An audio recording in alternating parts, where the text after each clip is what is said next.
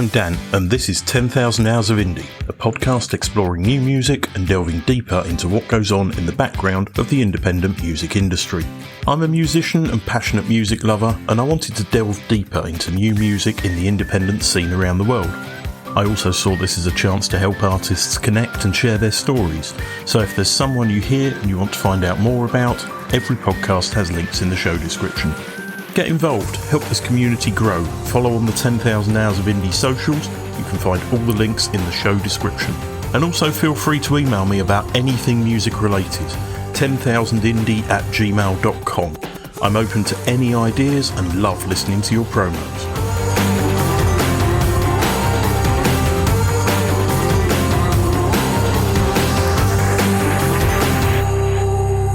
The Deadmans are a London-based band playing alternative pop, composed of Harry Deadman, LaurenSage Browning, Nikki DeParis and Jake Black. They have just released the second song, If Arizona Didn't Exist, taken from their debut self-titled album, The Deadmans, which is due for release on the 24th of April.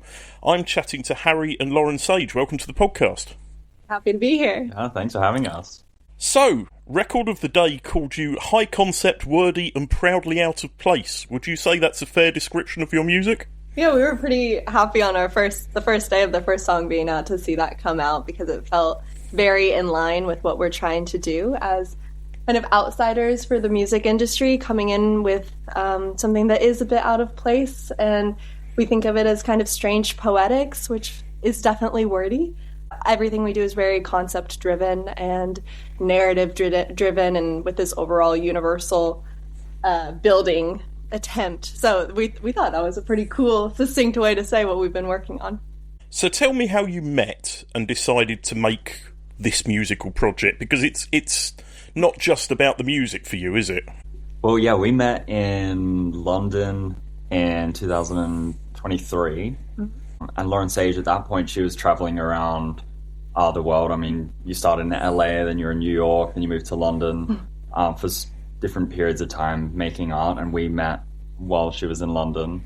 And I thought our lifestyle of making art and traveling the world sounded incredible.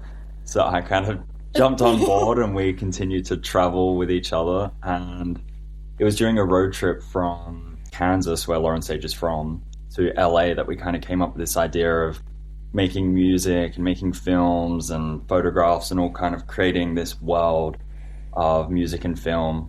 And that's kind of where the Deadmans formed, and obviously it's my last name, so we thought that could be pretty cool to kind of use our name as the foundation of the project.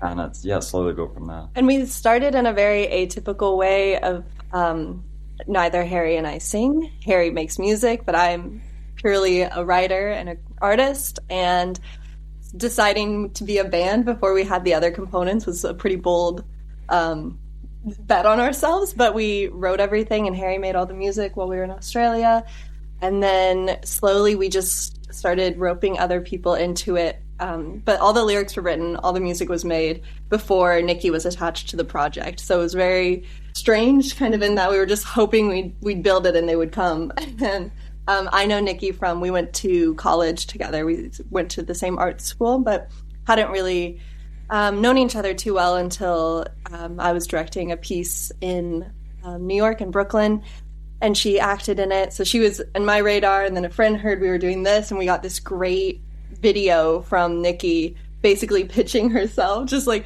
playing guitar and singing and being like, "Did you know I sing?" And then we were kind of off to the races from there. What was your musical intention when you started the project? Obviously, you've got a background in theatre and film and that kind of thing.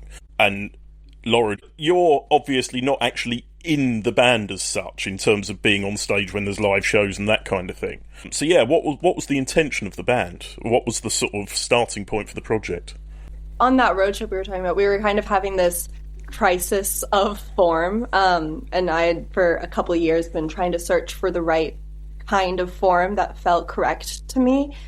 And I love theater. I'm traditionally trained in theater and I have lots of experience in it, but I was at a point where it felt like that is such a large ask of an audience to come and to sit in silence and to set aside this time, and maybe they don't know anything about it before, and I still think that's a beautiful thing, but it just was, there was a friction for me in creating that work that was consumed that way. And Harry had such a career. I mean, your early creativity was all music, and then had gotten swept into making videos, music videos and films for other artists, because you were just so naturally strong in that area that I think you kind of got turned into a resource for so many other people. So we were both at this kind of crossroads of feeling like, what is it? What do we like? What do we even like to consume? And music is so the answer for both of us. And we both only watch music videos, and we don't really watch movies or TV. We just sit and watch music videos for hours and have since each of us were kids. And the specific offering, the audience to artist relationship of music, it was something we just felt really ethical about. It felt like a really good use of time to be like, we've created something, it's an offering, you can add it to your life, you don't have to stop your life to consume it. It can make your good days better, it can comfort you on your bad days. We think of it as sort of like soul vitamin. To me, it's storytelling and writing in the most digestible and accessible way, and especially in a social political time when like spending money on consuming art is quite a big ask for people, and to be like, buy a ticket and go to a theater, or have the time to stop your work or leave your family to go do this feels a little murky sometimes. Whereas being able to be like, you can stream this song as you're working or as you're doing childcare, and it can still be our art embedded into your life. And then if you love it, we've built a whole universe that you can then go interact with. But that was the intent, is just to have like a really entry-level form of our expression and our storytelling. How easy was that to realise? I don't know. For me, I guess for the music side, like I hadn't played music in 7 or 8 years, just because I've been focusing on filming and music video making. I was really excited to jump back into making music again. So the actual sound of the music kind of was like me trying to tap back into everything I loved when I was 16, 17, 18. So yeah, I was really trying to capture the sounds of everything that I first loved about music and guitar playing and stuff. So that's what I want this album to sound and feel like. It did flow out of you very quickly, though. I mean, because the first part of the creation was just Harry writing all the music, and we were in Australia back where you had been making music so much as a kid, and I just, for a couple months, I feel like I barely saw him. He was just always with the guitar, and everything came out, and you had, I think there are 80 different songs that you had the bones of in 2 months, which was pretty prolific to watch that kind of creativity just like come out of you as such a need to express. It felt more just like it was vessling through you in this massive way. But yeah, the whole thing, we haven't had to like strong hand any of it out. I think we've all just been so desperate to create and to say all the things we had to say with it. And so we all really like each other and really like creating, and it's felt like a privilege to get to be in the same rooms and make it with each other. And so how has the writing process gone? Did you come up with all the lyrics first, or was it music then lyrics, or which way round? It was music, and then together, after Harry wrote the songs, we identified some central themes that we both connected to, because Harry writes all of his films and has that very storyteller perspective as well, so we wanted to make sure we were aligned on the overall messaging. And then I just kind of plugged in for a while and wrote almost more long-form poems under all these topics, and would listen to the songs that Harry wrote just on repeat for a couple days at a time, and write and write and write. And then when we brought Nikki into the process, I would have like sections bolded that I was like, I really care about this part, and then she could kind of pick and choose from there about what was feeling for her. And the thing that was so great about Nikki is she really challenged my process, in the sense that I love to quietly think by myself in a corner and have everything done without being watched, and then present it in a more academic way. But Nikki chews through words and just I would have pages written, and then she'd just look up from a recording session and be like, I need more words, which was such a gift because it actually forced me to be a lot more acrobatic in my thinking and my expressing, and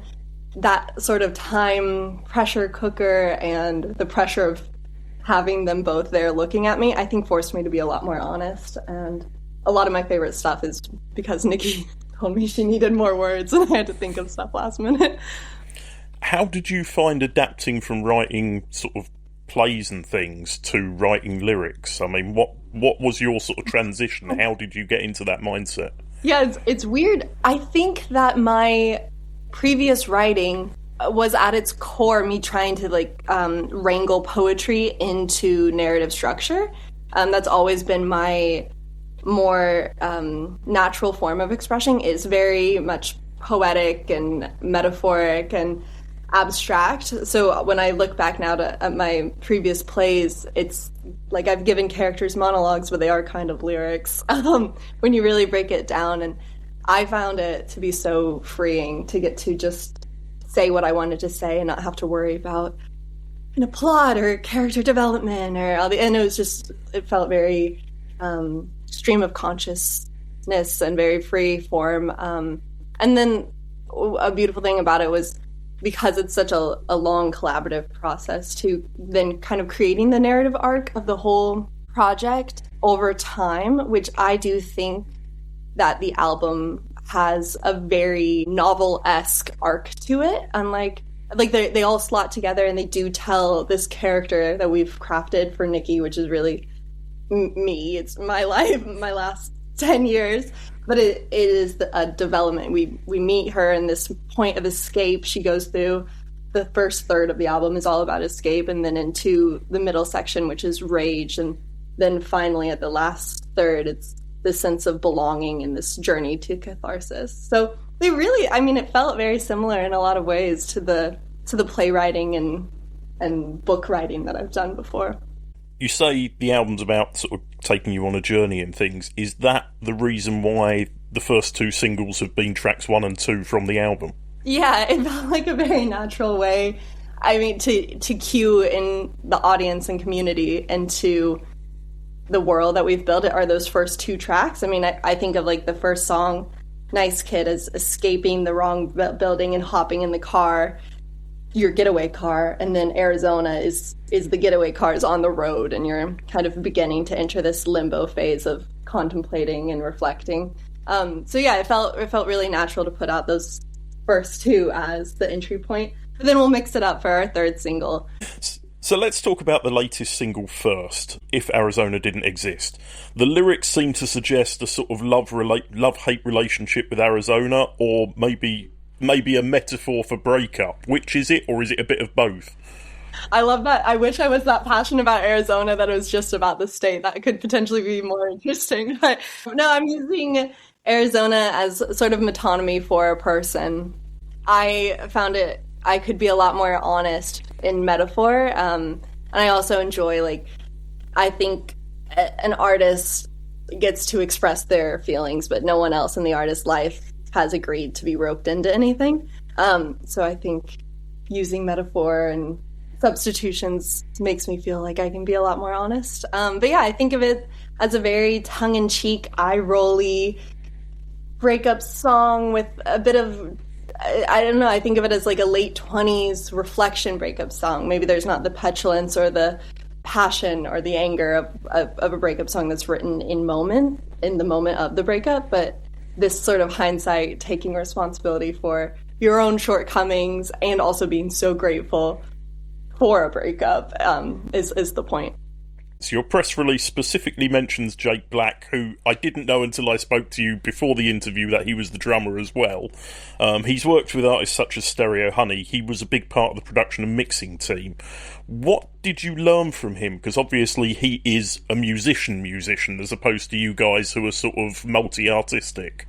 I first met Jake in 2020. He was working at a coffee shop and we kind of started just chatting about music and how we both were into film and music. And yeah, he was in Stereo Honey. And he's incredible and such a good musician. So he's been my kind of point of contact this whole time of, hey, can I do this with the song? So like, what do you think about this production wise? And he will kind of give me more of, the musician kind of answer. And he jumped on pretty early to do all the drumming. I kind of write everything in Ableton, and I'll get the songs to a pretty solid level for the production. But he was then able to kind of add in all the final 10%, all the loveliness that I can't quite do myself. From my perspective, because I'm not really touching the music at all, it seems like Jake gave this beautiful gift to both you and Nikki as the one who really does have the music background, like you were saying, of allowing the two of you to not have imposter syndrome about what we're doing, because he could say, no, that is good, and that is, I mean, half the time we were like, hey, Jake, we don't know if we did this right, but here's what we did. And he was like, I've never heard someone do it like that, but hey, you got to the same spot in the end. So that, I mean, and he's just so knowledgeable and so capable, and kind of babysat that part of the project for us of being like, no, that works, and that's cool, and this checks out, and even just helping with, we got to record 3 of the songs in person with Jake and Nikki, and getting to just have him there to be like, hey, let's try it, just have some real like music influence on process. And it's been such a cool thing to have Jake really represent the music industry. So basically you had the fully formed music with no singer. Yeah. Wow. That must have been quite a thing for her to come in and have all these finished backing tracks, as it were. But that's, I mean, again, it just felt like such a perfect slotting of everyone's unique personalities, because I don't think anyone else could fill that role in the way that Nikki has, in the sense that, I mean, she's really an actress before anything else. She's just an actress with a hell of a voice and an incredible ability to create melodies.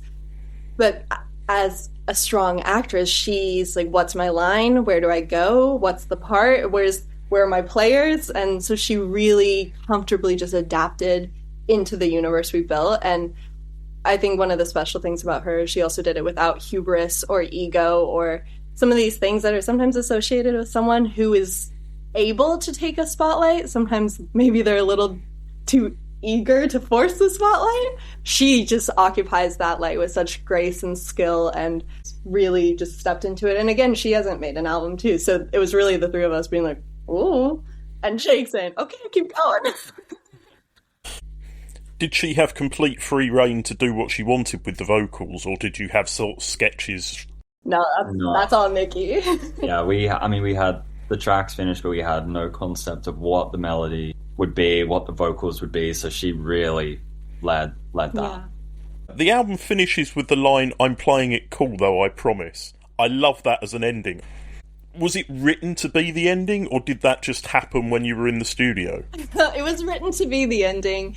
I think something we play a lot with in the album is the push and pull of just extreme soul-bearing, over-the-top expression and indulging emotion, and then being like, just kidding, like, it's all fine, don't worry about me, that kind of push and pull of, to me, I think it naturally was something that was coming up between traveling from America and England and my own personality, because in America I feel very out loud and like I'm indulging every emotion and every feeling, and then I get to England, I'm like, oh, I should button it up a little bit, I might be oversharing. So I think that in Button, because Tattoo Season is about meeting Harry, and it's about Earl of Essex, a pub in Islington, and meeting him there and having these giant feelings and imagining the whole world, and then immediately ending with that moment of like self-awareness of like, it's all fine, we're just people, no worries, it's all like kind of that dismissive cheekiness was the goal there. So this is the debut album. What have you learnt about each other and the process of recording during the making of it? Before we started the album, I hadn't heard Harry play an instrument. That was a huge, because it wasn't until we were in Australia that you even got your hands on a guitar, because we had just been traveling with a suitcase each, so there wasn't any room for an instrument at that point. So, he had said, yeah, I've made these music projects before, and I'd heard some here and there, but I was like, okay. But then just learning the depth of his artistry and musicianship was pretty mind-blowing a year into dating. And there's been stuff that comes across, too, that just watching your partner navigate something so ambitious, and you see their hunger and how far they're willing to go. And I mean, there were long eras of this 2-year process where I didn't know that there was someone as willing to sacrifice for creativity as I am. I mean, there were weeks where we were just eating beans and frozen broccoli so that we could fund this, and to learn that he was as willing as I was to put it on the line so that we could buy some costumes and pay for some sessions. It's pretty cool. And for me, I think it was just the scale and the drive of LaurenSage. Like, I mean, we were fairly early in our relationship when we were saying, hey, let's make an album together. And I was kind of nodding along going, yeah, but I've never made, now I've made 4 songs before this. So I didn't want to, say, oh, I don't know if we can do that. So I was just kind of nodding along and agreeing. But I love seeing everyone's kind of reaction along the way when LaurenSage has an idea, whether it's the album, the live show, the music videos, and the kind of the scale of it all. People are like, wow, okay, yeah, you think you can pull that off? And she's always confident, and I mean, it always gets pulled off. So that's been really cool to see. What would you do differently next time? I think our big goal is the next time to get to do more of it with the 4 of us in person. I mean, there's an inherent challenge in the fact that we are all in somewhat different places. And we made it work, but then getting to do 3 songs on the album in Jake's studio in the New Forest at Canby Studios was such an just joyful, energetic experience of feeling everyone work off of each other and work things out in live time versus over emails or sending. I mean, because Jake and Nikki didn't meet each other in person until this January, which was a year and a half into the project. So our goal would get to have a bit of like a month and a half retreat all together and really make it. Social media, next. You seem to be focusing your attention on Instagram and YouTube videos. Is that because the aesthetic of the band visually is as important as the music for you? Absolutely. I think long form is definitely where we feel we can really express what we're trying to. So that's where YouTube, like getting to actually make a full YouTube video. And I mean, we have some much longer pieces coming out. We have a 10-minute film that accompanies the album, and then about an hour behind the scenes documentary that we'll put out as well, is where we're more comfortable expressing kind of the overall arc of what the project's about, where the sort of soundbitey quick stuff we feel like misses the depth sometimes. But then using Instagram just as sort of a gallery to share the images that we've created to accompany the work, and really just as a taste of the in-person live experience we've created too. The video for If Arizona Didn't Exist is quite cinematic while also being very simple. Who came up with it, and what was the thinking behind the video? I think you came up with it. The inciting incident. So yeah, I think it was, we were in LA and we had a studio for 2 days where we were filming the video for Tattoo Season and the hero film for the album. And we actually had the camera and lighting hire and the car. Yeah, and the car for 3 days or something. So we had an extra day, and we were like, we may as well shoot something. We've got the gear and we have the car, so let's go and make something. So it kind of started from there, and then we were thinking like maybe it could be that we go out to the desert and film something out there, and that's when we came up with the kind of the road trip theory. We've often talked about that, the fact that restrictions and limitations often are the most helpful thing for us in creating. So this was a great example of it. I think we had half a day. So basically we were returning all the equipment and the car Monday night or Monday evening. And we had that half morning with the crew and with the car and with the camera. And we're like, well, where can we go? And what can we do? Because we have it and we're scrappy. Yeah. Maybe one roll of film. Yeah. So we only had basically, I don't know, 2 takes. Yeah. And my 2 closest collaborators had both, so Nikki and then August Gray Gall, who's the opposite of her in the film, they had both flown out from New York to LA to be in it, and he was still there. And I was like, well, if I get to work with Gray another day, we might as well. So we ended up shooting on a plot of land off Pear Blossom Highway, which is how you would get to Arizona from LA. So that's like a fun kind of personal narrative part of it. Like, it is honest in the fact that this is the beginning of a road trip in that direction. And then we were just, it was the coldest LA day ever. It was so cold and there was snow on the ground, and we were out there on day 3 of the shoot and pulled it off quickly. On to live shows. How are you planning to do live shows? Because obviously, you know, you're all in different places. You've got this one show booked in London for the launch party on the 23rd of April. But there's a lot more instrumentation than band members. How are you going to make that work? Yeah, well, we have 2 extra musicians that will be helping us play live. So Jake has 2 great friends that he met at uni, I believe. George and Elliot, and they'll be playing guitar and bass alongside I'll be playing guitar, and Jake will be playing drums, and obviously Nikki will be singing. So there'll be 5 of us live. We've been so focused on playing this April 23rd show that I guess future shows we haven't fully discussed how that would all take place. But the premise of everything we're doing is we're following a very 70s for theater ensemble-based creating method of ensemble residency-centered creating. So the goal would be to repeat this show that we're doing in other cities for longer durations. So less of like a tour where every night's a different spot and a different thing, but more of we have this really thoughtfully, carefully created show that then maybe it's in Paris for 2 weeks at an interesting venue, and it's a bit of a micro residency, and then maybe it's a month or 2 quiet, and then again we pop up in another part of the world and we do these sort of offerings of a show. I mean, I think theater follows. So very much going in keeping with the theatre background, basically. The live shows in general are borrowing a lot from theater and gallery and a different sort of residency system. Is this going to be like a performance? It's not going to be going to see a band, it's going to be going to see a performance of the album.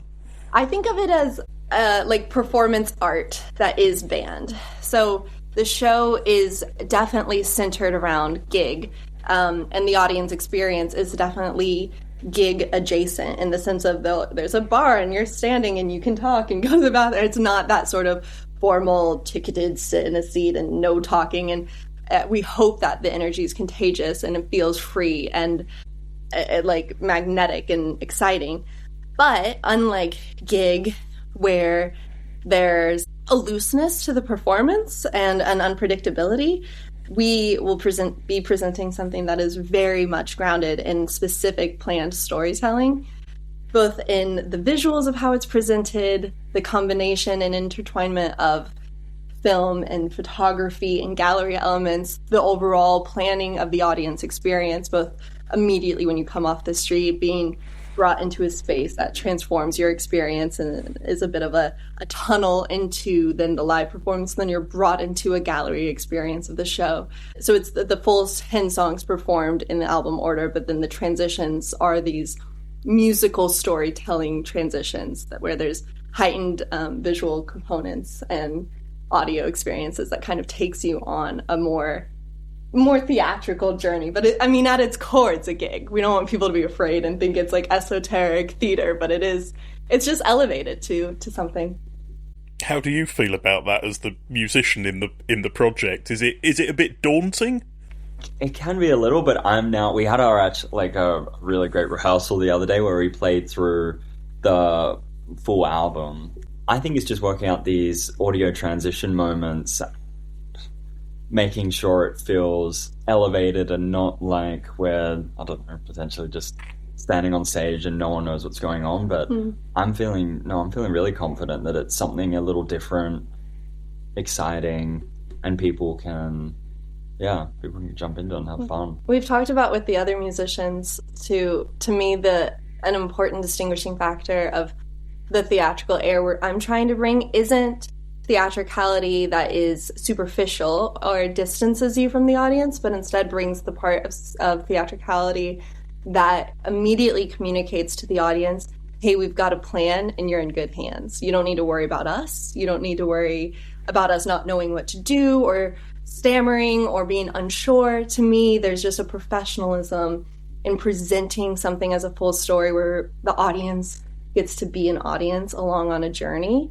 opposed to having this kind of empathetic parasocial relationship with a performer being like, oh no, what are they going to say? Oh no, they're uncomfortable. So really just trying to have this like smooth, beautiful experience for audience members. The final question, what music are you listening to at the moment that people may not be aware of and should take some time to check out? People are probably aware of this, but we've been really on a Hayley Williams kick. Her new album has been on repeat for us. But Florence Road has also been in heavy rotation. They're a bit newer and really cool. A lot of Wolf Alice. A lot of Wolf Alice. I feel like last summer was defined by Wolf Alice. Listening to that. I've been weirdly getting into some hardcore stuff, which may be slightly different, like Knocked Loose and Speed. I've been getting kind of into that whole world, which is very different from what we're doing.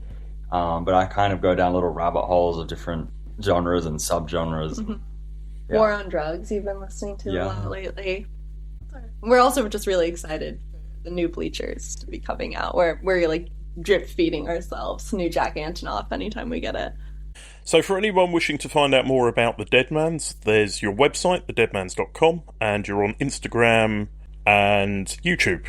The Deadmans have 2 singles on streaming services, and there'll be a third one soon. When is the third one due out? That is soon. It's before the album, yeah. Yeah, so there's 2 singles currently on streaming services and a third coming, and the debut self-titled, self-released album will be released on April the 24th. Harry and LaurenSage, thanks for joining me on the podcast, and good luck with the album. Thank you. Thanks for having us. Thanks for having us.